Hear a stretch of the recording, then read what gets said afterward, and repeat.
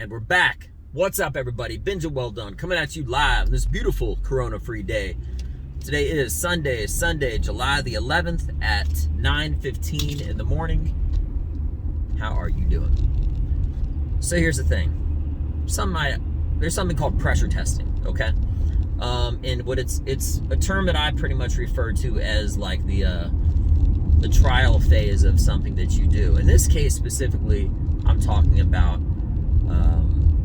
comedy, right?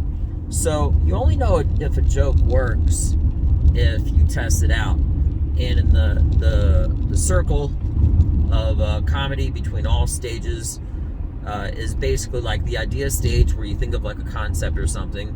The writing stage is when it's kind of like if you were trying to talk to a girl, you try to like come up with like the best way of saying it. And then there's the testing, or as I call it, pressure testing phase, which is when you're pretty much trying your ideas to see if it works, because you might make something that makes you laugh, but it doesn't make anybody else laugh. Something you think is funny that other people don't, or something that I might not think is funny, but I tried anyway, and everybody loves it. So the other day I went to a mall, and not naming names, but basically I tried out all of my material to date, as far as it was like tight and connected together, just to make sure that I could move on to it. Because the thing is, as far as comedy goes, once you know something works, it's like a sword. It always stays sharp. It's always there for you, and the only thing left that you have to do is just work on and get better and do more material. Now there might be a circumstance where you come back and you might actually make something better, or you might be saying something, but in general, without the pressure testing phase, without you, the audience, comedy doesn't work. So to that person at the mall, and to everyone that I randomly stop by and approach them and ask them, hey, can I try out some jokes and stuff like that? Sincerely, I really do appreciate it, because without you, I essentially, as far as my art amongst others with comedy, doesn't exist. It only works if I know it works. So I have to pressure test it to make sure it does work. And I was very graciously given an opportunity to try out, I think it was like 25 minutes of material, just nonstop, boom, boom, boom, boom, boom. And I was consistent, everything. I really needed to do that and redeem myself, because when I had my actual last stand-up comedy show, it was a complete failure, but not necessarily because of myself. There were technical issues, and how am I supposed to essentially build off of one joke and then the next when you don't hear the one before it?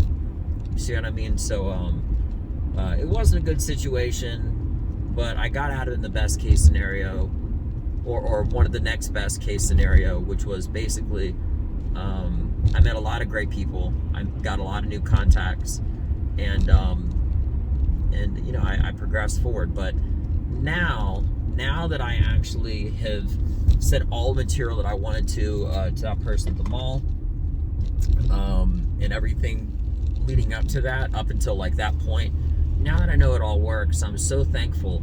But it really is a vicious cycle, because now that I have got something absolutely perfect, I mean, as far as growing goes, which is something that I'm always doing, you move on, you go on to new stuff. So hypothetically, if I were to approach that person at the mall in the earliest stage and not like the final stage, you know, you may leave, that person may have left thinking, wow, that guy wasn't funny. But depending on where in the cycle, because I was at the very end, I was like at the perfection stage, just pressure testing it, making sure that everything was working correctly, and it was. And there's different, like, without getting too complicated, there's different levels of pressure testing, which is like, I'm testing it out as far as I know it works, but maybe I'm just getting my timing and the rhythm and everything down. Well, essentially, I was just making sure that it all worked, because I didn't get to try it all at once all together. Make sure that everything stuck, and it did. And I was so thankful for it and so appreciative for it, because not that many people, especially random people, have 20 minutes or more of time that they can give to you to listen, to see if you're funny. But part of what kept it working and whatnot is that I was funny and I was saying interesting and I was being entertaining. So, beyond thanks, because without you, the people, I wouldn't be able to finish my final stage of the material cycle before it starts all over again. So now I'm continuing on from where I left off, and I'm just going to be talking more. Well, I don't want to give it away, but I'm basically continuing on from that point forward, with the ending of a 25-minute set. It's around 25 minutes. It might even be 30. But I love it. It's who I am, and I'm extremely thankful. So, again, thanks again for being able to everyone, specifically and broadly, who allows me to try out new material. Because a lot of times when I'm having conversations with you guys, I won't tell you it's a joke because I feel like you'll build up a level of, how good it should be.